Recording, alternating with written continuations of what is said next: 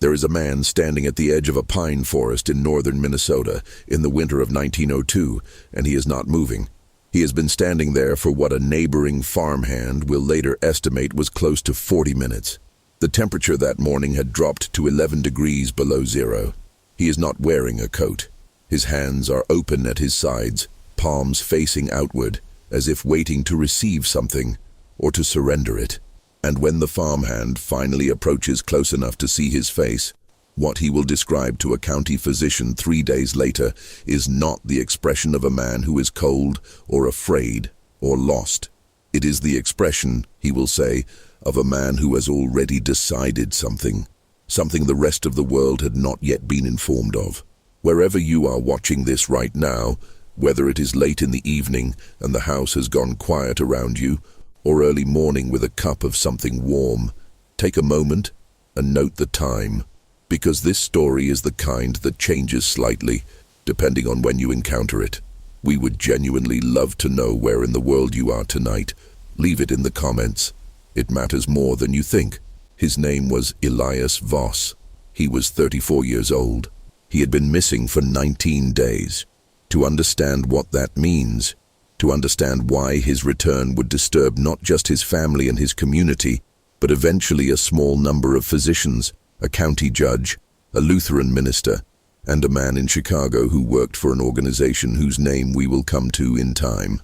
You first have to understand the world into which Elias Voss was born, and the world in which he disappeared, because those two worlds were not quite the same place. And the distance between them tells us something important. Elias Voss was born in 1868 in a small German immigrant settlement outside the town of Brainerd, Minnesota. His father, Heinrich Voss, had come to Minnesota in 1861 from the Rhineland, following the wave of German-speaking immigrants who had moved through Ohio and Wisconsin and pressed further north into country that was, at that point, still being surveyed and mapped and argued over in federal offices that had never seen it in winter. Heinrich was a carpenter by training and a farmer by necessity. He built houses for other settlers and grew enough rye and potato to keep his household in bread and salted pork through the long months when the ground was locked and the sky offered nothing. The Voss homestead sat on the western edge of a mixed forest, tamarack, white pine, and birch, that extended for miles in 3 directions without interruption. In summer, those trees were green and dense, and the undergrowth beneath them was soft with fern and moss. In winter, they became something else entirely. The light in a Minnesota pine forest in January is not like other light. It comes in low and pale and flat, and it makes the shadows between the trees look deeper than they are, or possibly exactly as deep as they are, which is the more unsettling thought. The silence in those woods in winter is not merely the absence of sound. It has a texture, a quality of attention. People who grew up near those forests in the late 19th century spoke about them with a particular kind of careful language.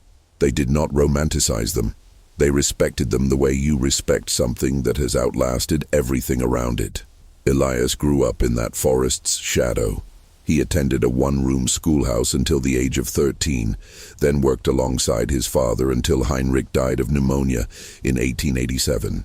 At 19, Elias became the managing head of a modest household that included his mother, Marta, and 2 younger sisters. He was not a remarkable young man in the ways that most people use that word. He was not especially tall or handsome or educated beyond a functional literacy in English and the German of his household. What people who knew him in those years consistently remarked upon was his steadiness, a stillness of manner that was not coldness exactly, but a kind of careful economy. He did not spend himself carelessly. He thought before he spoke. He worked without complaint and without particular expression of joy, which in that community and that era was not unusual, but was nonetheless noticeable in a man so young. He married in 1894. His wife, Anna, was the daughter of a Finnish immigrant family from the neighboring county. She was quiet in a different way than Elias. Hers was the quiet of someone who observed carefully and formed opinions she kept to herself until she was certain. Neighbors recalled her as someone whose judgment, once offered, tended to be correct.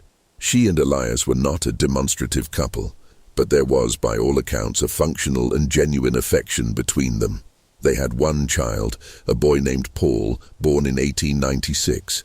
By 1902, Elias was operating a modest logging contract alongside two other men from the area, a Norwegian man named Arne Halvorsen and a younger American-born laborer named Thomas Greer, who had arrived in Brainerd 2 years earlier from somewhere in Illinois, and about whom comparatively little was known. The three men were contracted to fell timber on a section of privately held land about 12 miles northeast of the Voss homestead, in a part of the forest that was considered reliable but not particularly desirable terrain. It was upland country, rocky in places, with a creek running through the lower section that flooded badly in spring. In winter, it was simply isolated, the kind of place where a man could work all day and see no one other than the men beside him. The contract called for them to work through the winter months when the ground was frozen, because frozen ground made it easier to skid felled logs to a collection point. They had a small camp, a single-room log structure that had been built the previous season and was used by various laborers year to year. It had a wood stove, 3 rope-frame beds, and a window on the south side that was chinked with rags and oakum against the cold. Thomas Greer would later describe it as comfortable enough. Arne Halvorsen would describe it as adequate. What neither of them would describe in any of their subsequent accounts was the atmosphere of those weeks leading up to the disappearance. That silence, not the comfortable silence of men who know each other well, but something different, appears in the written record only obliquely in the space between what was said and what was not. The last morning that all three men worked together was a Tuesday in early December of 1902. The temperature had been cold but manageable, somewhere near zero, which in that region and that time of year was ordinary. The sky was clear. Arne Halvorsen would later tell the county assessor, a man named Burgess who handled such informal inquiries, that there was nothing unusual about the morning. They woke at the same time they always woke. They ate cornmeal porridge cooked on the wood stove. They went out to work. He and Thomas Greer were working on a section roughly 300 yards from the camp. Elias was working slightly further out, perhaps a quarter mile, on a stand of older pine that required more preparation before felling. They heard him at mid-morning, a single impact of an axe and then nothing. Arne said he did not think anything of it immediately. There were pauses in any man's work. You stopped to assess, to move around a log, to rest a moment. It was Thomas who said something was different. He could not articulate it precisely. He told Burgess that the silence after the last axe sound was, and this is the word he used, and Burgess wrote it down carefully, particular, as if the forest had shifted its quality of attention. They found Elias's axe embedded in a pine trunk at about waist height. The cut it had made was not a working cut. It was not aimed at the base of the tree. It had struck the trunk at a strange angle, nearly horizontal, as if it had been swung not to fell, but simply to strike. Swung and then released. His outer coat was folded neatly at the base of the tree. His boots were beside it, laced together and set upright in the snow. His tracks led east into the denser part of the forest, and then, according to both men who attempted to follow them that afternoon before light failed, they simply became difficult.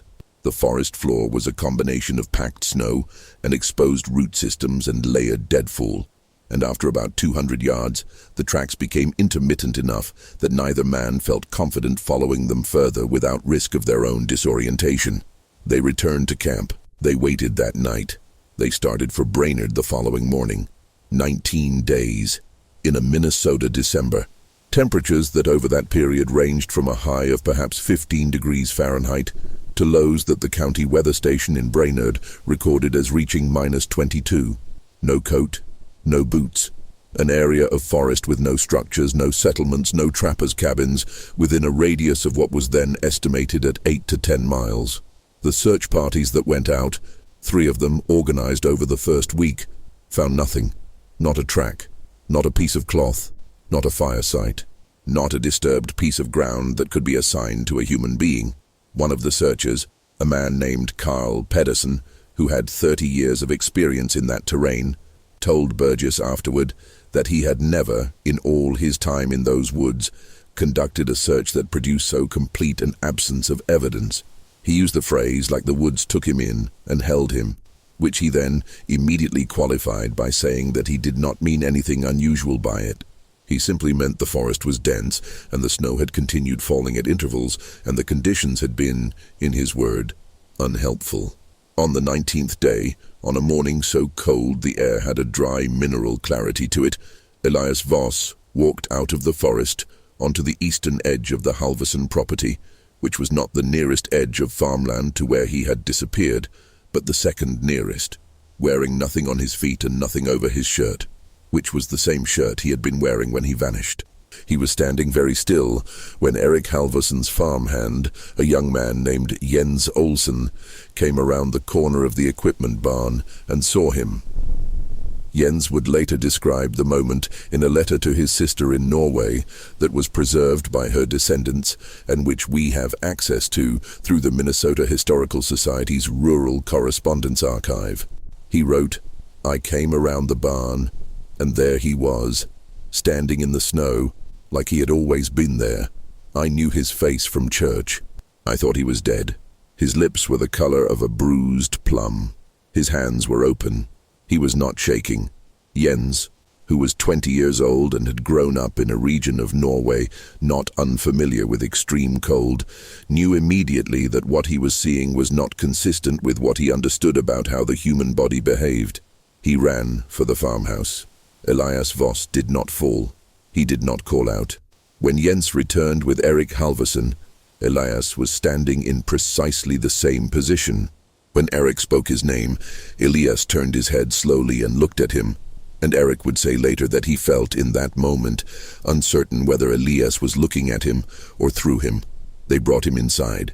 The local physician, a Dr. Arvid Strand, arrived at the Halverson farm approximately 2 hours after Elias was brought indoors. What he found, he later wrote up in a case note that was submitted to a small regional medical journal, not published, but filed in the Brainerd County Medical Registry, and which constitutes one of the most careful and genuinely puzzled pieces of medical writing from that era that this particular story has left behind. Dr. Strand noted the following. Elias Voss showed no signs of frostbite, not mild frostbite, not early-stage tissue damage of any degree. His fingers, his toes, his ears, his nose, all intact. In a man who had been shoeless and coatless for 19 days in that climate, this was not medically explicable by any framework Dr. Strand had access to. The physician wrote, "I examined each extremity with considerable care and repeated my examination when I questioned my own initial findings. The tissue is healthy, the color is normal. There is no evidence of the blistering or blackening that I would expect to accompany even a fraction of the exposure this man is said to have endured. His core temperature, taken by the thermometer Dr. Strand had brought, was low but not critically so. His pulse was slow, not dangerously slow, but notably slow. The pulse, Dr. Strand recorded, of a man in deep sleep, though Voss was awake. His eyes were open and responsive to light. He tracked movement in the room. He could follow a finger. He was not, in the clinical sense that Dr. Strand understood it, in shock. He was simply very quiet. He did not speak for 36 hours.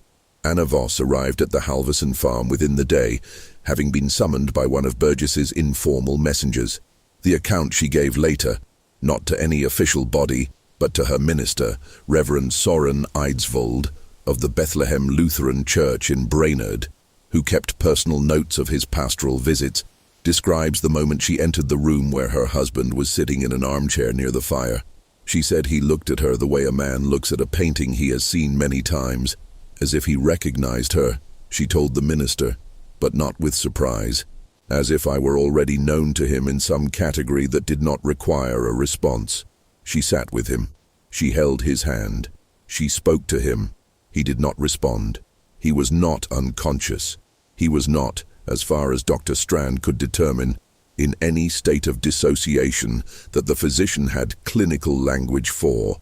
He was simply present, but elsewhere, as if his body had returned ahead of some other part of him that was still making its way back.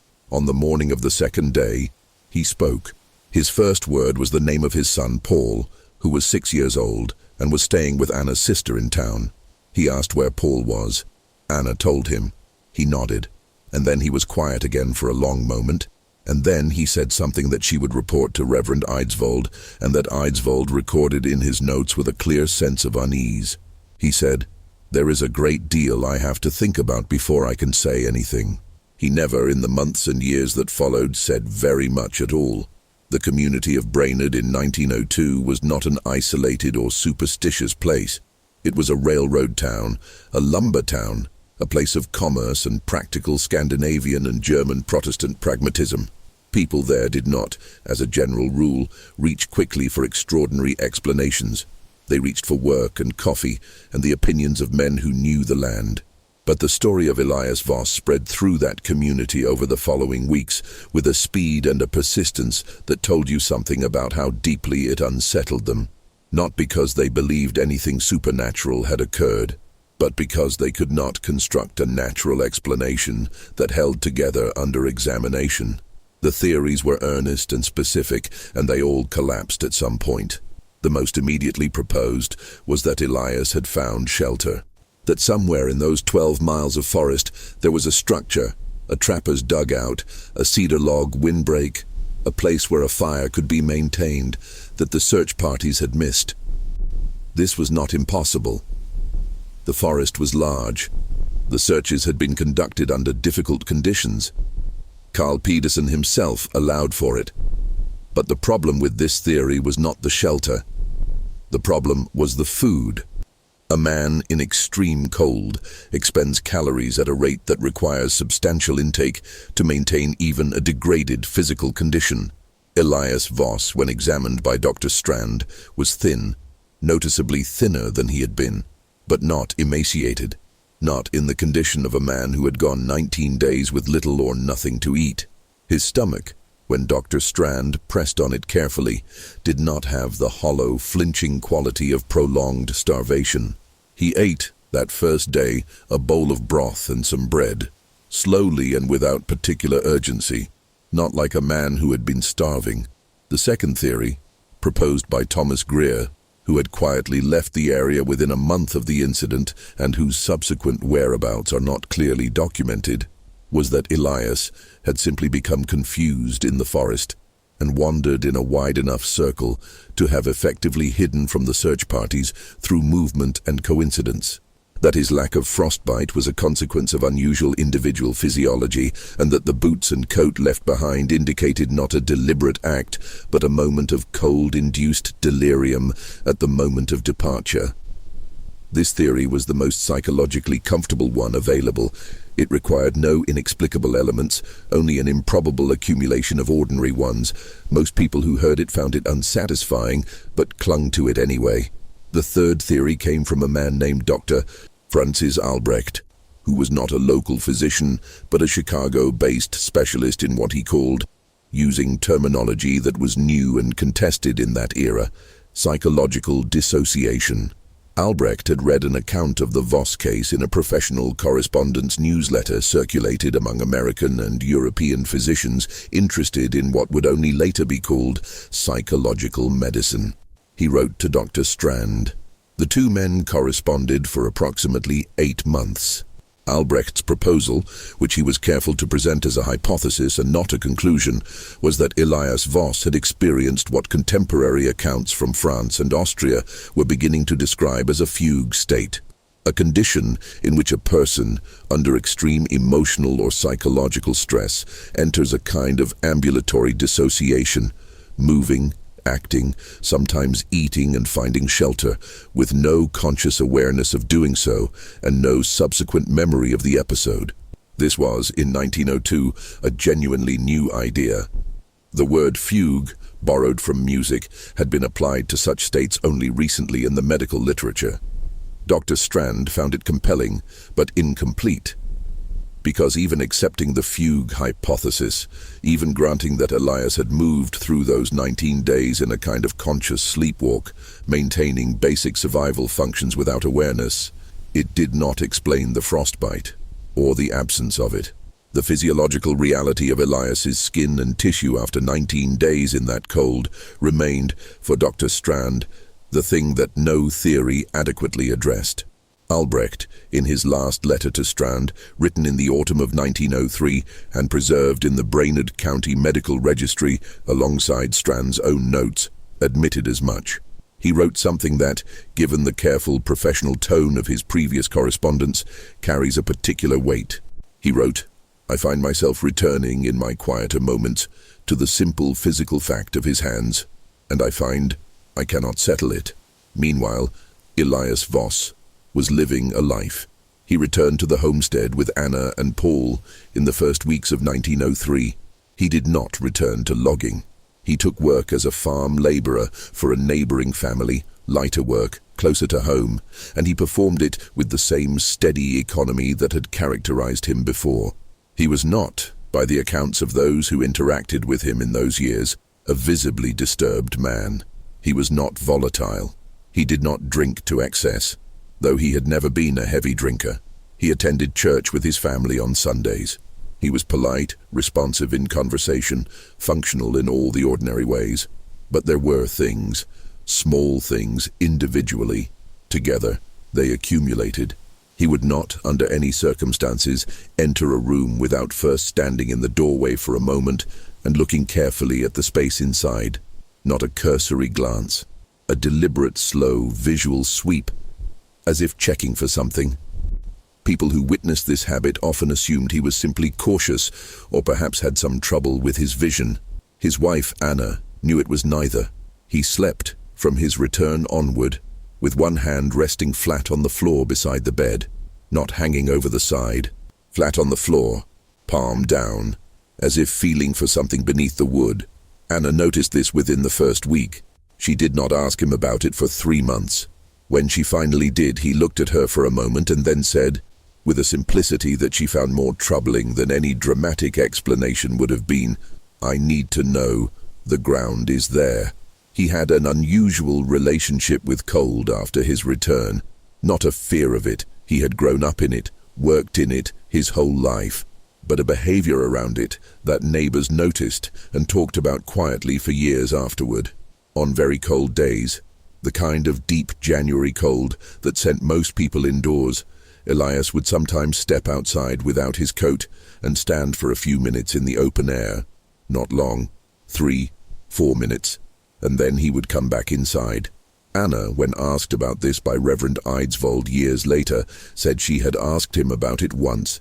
He had told her that it felt familiar, that the cold felt, to him, like something he recognized in a way that warmth did not always manage. He never, in all the years after his return, spoke directly about what had happened in those 19 days. Not to Anna, not to his son Paul, who grew into a young man curious enough about the story to ask his father directly at least twice, by Paul's own later account. Not to Reverend Eidsvold, who counseled him gently over many years, and who wrote in his pastoral notes that he had a sense that Elias was not withholding information out of trauma or shame, but out of something more considered. As if, Eidsvold wrote, he had decided that certain things belonged to the category of private knowledge, things that did not translate. He did speak once, to a degree, to a man named Walter Brandt, who was a school teacher in the area and who had a serious amateur interest in botany and natural history. Brandt recorded the exchange in his personal journal, which his family donated to the Minnesota Historical Society in 1951. According to Brandt, they were walking together along the edge of the forest one afternoon in the summer of 1906, 4 years after the disappearance, when Elias stopped and stood quietly for a moment, and then said, apparently without direct precedent in their conversation, "It is not that I don't remember. It is that what I remember does not fit in ordinary speech." Brandt, who was a careful and thoughtful man, did not press him. He wrote in his journal that he had the impression Elias was not being evasive. He was being precise. There are 19 specific things that people who knew Elias Voss over the years following his return observed, documented, or reported, to physicians, to Reverend Eidsvold, to Brandt, to the county assessor, to Anna's surviving sister, who gave an account in 1947 when she was in her 80s, and who had a memory that those who interviewed her described as detailed and lucid. 19 things that individually admit of ordinary explanation, and that together resist it. He could not hear certain pitches of sound that other people heard without apparent difficulty. Dr. Strand tested this informally in 1904 using a pitch pipe used for church choir tuning, and found that Elias failed to respond to 2 specific high registers that Anna and Paul responded to normally. He was not deaf. His hearing in most ranges was unimpaired. These specific frequencies, which Strand noted in his records as being in the upper range of the instrument's capacity, simply produced no response. No blink, no turning of the head, no indication of perception. He never, after his return, ate fish. He had eaten fish regularly before. It was a staple of working-class Minnesota diet in that era. He offered no explanation for this. He simply refused, quietly and without drama, whenever it was offered. His shadow. This is a strange one to describe, and it appears in only 2 accounts: Brandt's journal and a letter from Anna to her sister dated 1908. Both describe the same phenomenon. On certain kinds of bright days, particularly in winter, Elias's shadow appeared to behave slightly incorrectly, not dramatically, not in a way that most people would have noticed or been able to articulate. But both Brandt and Anna independently describe a sensation of watching his shadow and feeling that its edges were, and both use similar language here, not quite in agreement with his body. Brandt wrote, "I cannot explain what I mean precisely, only that I looked at him in the afternoon light on the snow and felt for a moment that his shadow and he were not entirely communicating with each other." He immediately discounted this as an optical effect of the winter light, which it almost certainly was. But both he and Anna noted it. Separately, more than once, he dreamed aloud. Not sleepwalking, not calling out, but on certain nights. Anna described it as perhaps once a week, sometimes more. He would speak in his sleep in a voice she described as entirely calm and deliberate, as if dictating information to someone. The language was not German or English. It was not a language she had ever heard, and it was consistent. The same sounds in what seemed like the same patterns. She listened carefully. She tried to write some of it down, phonetically. She showed it to Reverend Eidsvold, who had some education in classical languages. He could not place it in any linguistic family he recognized. He had, on his left forearm, a marking that had not been there before the disappearance. Not a scar in the conventional sense. No raised tissue, no discoloration suggesting healed injury, but a pattern on the skin, very faint, visible mainly in certain lighting conditions, that several people who saw it described as resembling in different ways. A survey line, a root system, a map of something. Dr. Strand examined it in 1904 and could offer no explanation for its presence or origin. He noted that the skin over it was healthy and normal. It was not, he wrote, a tattoo in any conventional method he was familiar with. It was, in the most careful clinical language he could find, as if something had made a record on the skin from below. He was never ill. In the 23 years between his return in 1903 and his death in 1926, Elias Voss, who had been a man of ordinary health before his disappearance, subject to the usual seasonal complaints of his community, did not, by any account, experience a significant illness. Not a winter fever. Not the influenza outbreak of 1918, which killed 20 million people worldwide and moved through central Minnesota with considerable force. His wife was ill that autumn. His son Paul was severely ill and nearly died. Elias nursed both of them and was not touched. He knew things.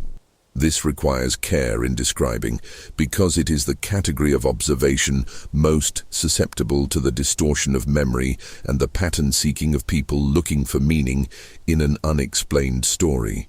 But it appears in too many independent accounts, offered too casually and with too little apparent interest in its dramatic implications, to dismiss entirely. He told Anna in the spring of 1907 that her father would be dead before the year was out. She was disturbed by this. Her father was not young, but he was not ill. He died in October of that year from a stroke. He told Walter Brandt in 1911 that the stand of birch on the north side of Brandt's property would be gone within 3 years. Brandt wrote this down because he found it an odd thing to say. The birch was healthy. A fungal blight took it in 1913. He told Paul when Paul was 14 something about Paul's future that Paul, in the account he gave to a researcher in 1958, when Paul was an old man, refused to repeat in full. He said only that his father had been correct, and that it had not been comforting information.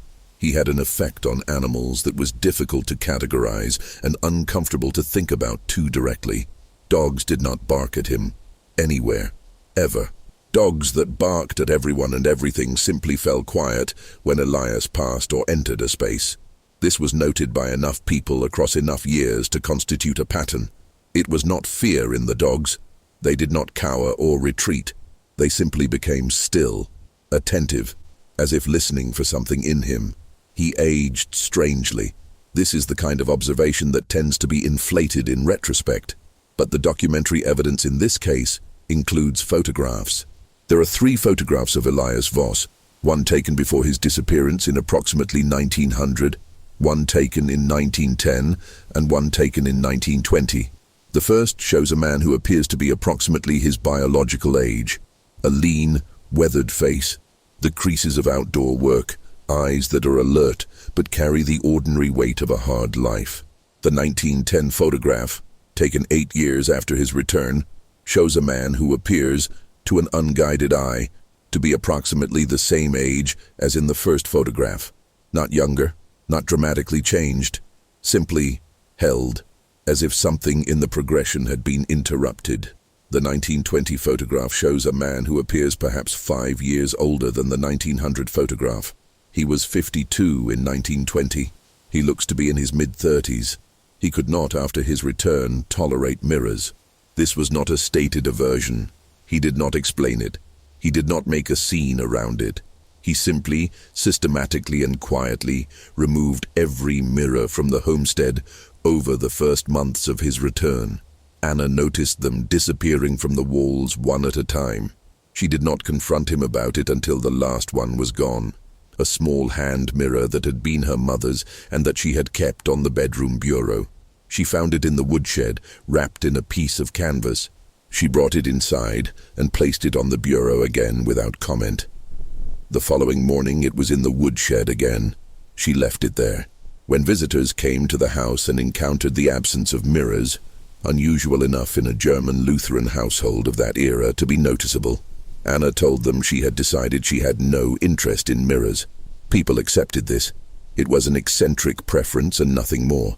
She was protecting something. Whether she knew what she was protecting is a question that her account does not fully resolve. He drew. He had not, before his disappearance, been a man with any particular artistic inclination or skill, but beginning in the year after his return, he began making drawings in the backs of his account ledgers and on the margins of whatever paper was available. Walter Brandt saw them once when Elias left a ledger open on a table during one of Brandt's visits. He wrote in his journal that the drawings were like nothing he had a reference for, not pictorial in the normal sense, not abstract in any decorative tradition he recognized. They were precise and dense, and they covered every available margin. He could not tell, he wrote, whether they were drawings of something external or representations of something interior. He had the feeling, he wrote with his characteristic careful qualifier, that they were the same thing. Anna burned the ledgers after Elias died. She told her sister she did this because she wanted him to have his privacy. Her sister, in her 1947 account, said she believed that was true. She also said she believed Anna had another reason, which Anna never stated directly. The sister said she was afraid that someone would look at them and understand too much. She never said what that meant. He stopped being afraid of death. This is the kind of change that can follow trauma. It is not inherently inexplicable, but the quality of it, as described by those who knew him, was different from the equanimity that follows a near-death experience, or the resignation that follows great suffering. It was more specific than that. He did not seem indifferent to death in the way of a man who has grown tired of life. He seemed to have information about it, as if death were a place he had received some intelligence about. When Reverend Eidsvold pressed him gently in their pastoral conversations, when he approached the question from the angle of Christian theology, of what a man of faith expected from the world beyond, Elias would listen respectfully and then say something that Eidsvold found more unsettling each time he heard it. He would say, "I think it is not quite what is described," and he would say it in the same tone a man might use to tell you that a road you were planning to take was closed. And then there is the 19th thing. The 19th thing is different from the others. It did not emerge from observation or memory or careful documentation. It emerged from a discovery made in 1931, 5 years after Elias Voss died, quietly, in his bed in the spring, with the windows open and the smell of thawed earth coming in from the fields, by his son Paul, who was clearing out a space beneath the floorboards of the equipment shed on the homestead, where he had found, over the years, various items his father had stored. What Paul found, under a section of loose board near the east wall, was a tin box. Inside the box was a packet of folded papers. The papers were covered in the same dense, precise drawing that Walter Brandt had glimpsed in the margins of the account ledgers. But these were not marginal drawings. These had clearly been made with intention and care over a long period of time. They were organized, numbered, in a sequence that seemed deliberate. And among them, on a single sheet of heavier paper, written in English in a handwriting that Paul confirmed as his father's, but somehow different from the handwriting in his father's other papers, more deliberate, more formed, as if each letter had been placed with unusual care, was a note. Paul gave an account of this note to a researcher named Meredith Hollis in 1958. He did not allow it to be reproduced or quoted directly. He described its contents in broad terms. He said it contained information about the forest, about what it was and what it contained. He said it described something about the structure of certain kinds of cold, very specific cold, the cold of a particular temperature range at a particular latitude, and what that cold made possible. He said it referenced, in what he described as technical language he could not fully decode, a kind of exchange. He paused for a long time at that point in the interview, and then said, in a voice the researcher noted as very flat and careful, he went in as one thing, and came back as something that also contained the other thing. Paul Voss burned the papers that same afternoon. He told the researcher he had made this decision immediately upon reading them and had not wavered. When the researcher asked him why, he was quiet for a moment and then said, "Because there are things in the world that should be known by the world and things that should be known by no one. And my father had decided which category this was. I respected that." Elias Voss is buried in the Lutheran cemetery outside Brainerd. His grave marker is a simple granite stone with his name, his birth year, his death year, and the single word his wife Anna had inscribed beneath them. The word is the German word for return, Heimkehr, which translates literally as home journey, but carries in German an implication that the word in English does not quite hold. The implication that the journey itself is the significant thing, not the departure and not the arrival, the act of coming back. Anna outlived him by 11 years. In her final years, she spoke occasionally to her granddaughters about Elias, not about his disappearance, about him, about the man he was before and the man he was after, and whether she thought of them as the same person. One of her granddaughters, a woman named Ruth who was alive in the 1970s and who spoke to a journalist interested in the story at that time, said that her grandmother's answer was always the same. Anna would say, "He was the same, but he was also carrying something else. He carried it carefully, and he never put it down, and I never asked him to show it to me. I decided to love him around it." The 19 things that no one could explain were not individually impossible. That is what makes them collectively so difficult to set down and walk away from. A man can survive extreme cold through exceptional physiology. A man can know things through careful observation and intuitive pattern recognition. A man can age slowly. A man can have a strange effect on animals, can dream in unusual ways, can develop a quiet and inexplicable aversion to his own reflection. These are not impossible. They have been documented in one form or another in the medical and psychological literature of that period and since, but 19 of them in one man. Beginning on the day he returned from 19 days in a northern Minnesota forest in winter without a coat or shoes or a single explanation that satisfied anyone who tried to construct it with honesty. Dr. Francis Albrecht, the Chicago physician who corresponded with Dr. Strand about the case, published a brief paper in 1907 in a European Journal of Psychological Medicine. He did not name Elias Voss directly. He called him only Subject V, a man of Minnesota. He described the physiological findings, the behavioral changes, the community observations. He concluded the paper not with a diagnosis or a theory, but with a single observation that was, for a medical paper, unusually personal. He wrote, "There are cases in which the honest position of the physician is to record carefully and to resist the temptation of conclusion. Subject V appears to be such a case. What the forest kept and what it returned, and whether these are the same things, I cannot determine. I am not certain the question is within medicine's current reach. The forest is still there. The terrain northeast of Brainerd has been logged and re-logged and is now partially protected land, a patchwork of second-growth pine and preserved old-growth sections managed by the state. The camp, where Elias Voss and Arne Halverson and Thomas Greer spent those December weeks, does not survive. The tree where the axe was found was felled decades ago. The land is, to anyone who walks through it now on a clear summer day, simply forest. Beautiful and ordinary and full of ordinary sounds. But in winter, when the temperature drops below a certain point, and the sky goes flat and pale, and the shadow of each tree is longer than the tree itself, there is a quality to the silence in those woods that people who have been in them describe in similar ways without having compared notes. Not frightening, not dramatic, simply attentive. As if the forest has not entirely forgotten the arrangement it made, whatever it was, in the winter of 1902. As if it is still, in some sense that does not require supernatural language to acknowledge, waiting. For what, exactly, it is waiting. That is the question that Elias Voss, in all his quiet years of carrying something he never named, chose not to answer. And perhaps that choice, the decision to know a thing and to hold it and to let the world go on without it, is the most human thing about him, or the most careful.